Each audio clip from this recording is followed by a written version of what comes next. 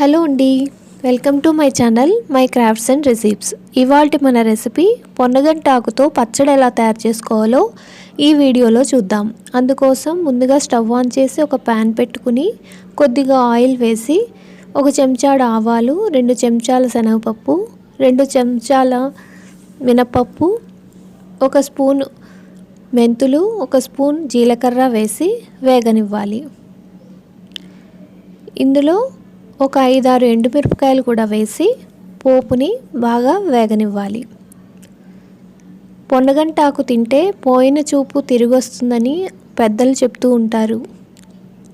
ఎందుకంటే పొన్నగంటి ఆకులో ఎక్కువగా బీటా కెరోటిన్ ఎక్కువగా ఉండడం వల్ల కంటి చూపుని ఇది బాగా మెరుగుపరుస్తుంది. అందుకని కంటి సమస్యలతో బాధపడేవారు ఈ పొన్నగంటి ఆకుని ఈ విధంగా విరివిగా వాడుకుంటూ ఉంటే కంటి సమస్యలు తగ్గుతాయి.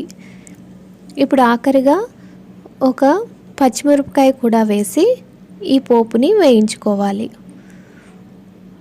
ఇలా వేగిన ఈ పోపుని చల్లారనివ్వాలి.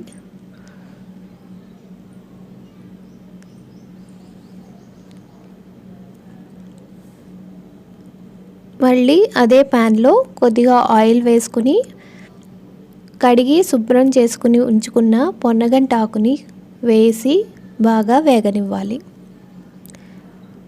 పచ్చి వాసన పోయే వరకు ఈ పొన్నగంటి ఆకుని వేయించుకుంటే సరిపోతుంది. మరి డీప్ ఫ్రై అవసరం లేదండి. కొద్దిగా పచ్చి వాసన పోయే వరకు వేయించుకోవాలి. ఈ పొన్నగంటి ఆకు పచ్చడి ఎక్కువగా పిల్లలకి పెడుతూ ఉంటే వాళ్ళలో ఈ కంటి సమస్యలు ఫ్యూచర్లో రాకుండా ఉంటాయి. కొంతమంది పిల్లలు ఆకుకూరలు తినడానికి మారం చేస్తూ ఉంటారు. అలాంటి వాళ్ళకి ఇలా పొన్నగంటి ఆకుతో పచ్చడి చేసి పెడితే ఈజీగా తినేస్తారు. ఇప్పుడు ఈ పొన్నగంటి ఆకుని ఇలా వేగాక స్టవ్ ఆఫ్ చేసి పూర్తిగా చల్లారనివ్వాలి.